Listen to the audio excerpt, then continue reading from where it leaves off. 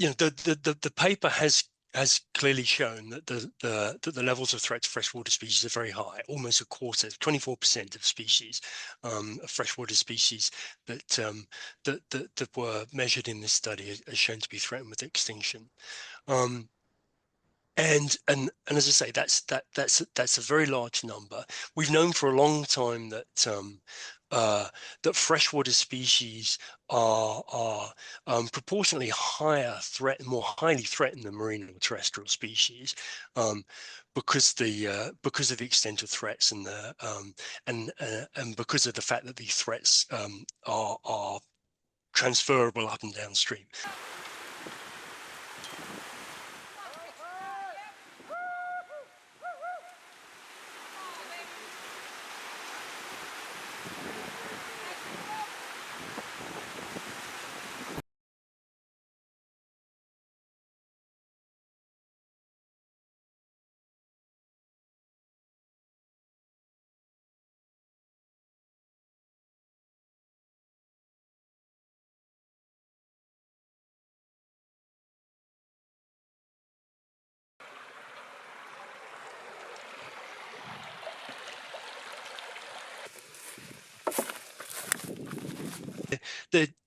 That figure, is troubling enough. That 1/4 of species being threatened with extinction.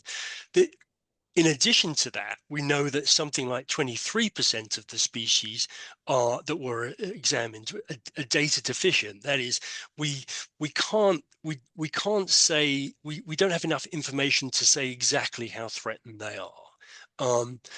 But the chances are that a good percentage of them are threatened. I mean, based on the other information we have, if 25% of the species we know are threatened, then we can say that probably a quarter of those data deficient species are also threatened. So the numbers of threatened species are probably higher than we really know.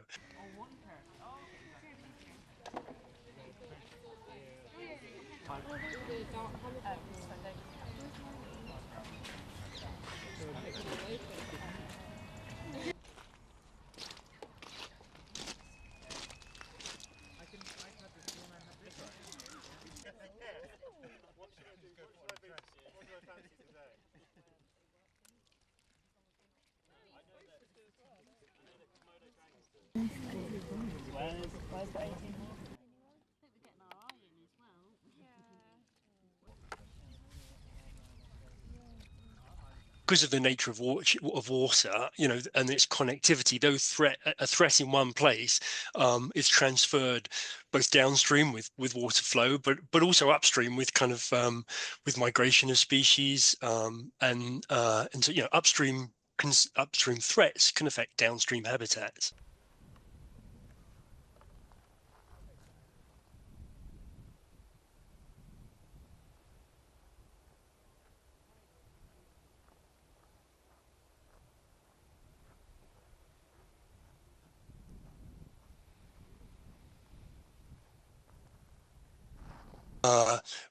When you put in a dam, obviously the most obvious thing is that you're fragmenting the flow. So it means that that anything that's moving up or down the river can't do that anymore. And so it means that migratory species can't get to their spawning sites, for example. It also means that you're fragmenting those populations, so the upstream populations are no longer mixing with the downstream populations.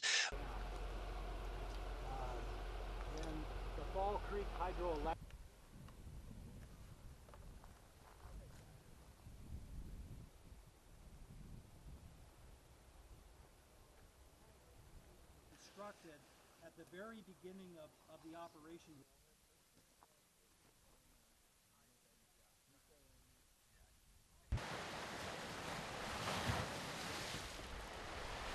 Well, I mean, it is very depressing, yeah, of course, but I think one can't kind of come away from this feeling that it's hopeless, and I don't think it is hopeless. It's very challenging, but it's not hopeless.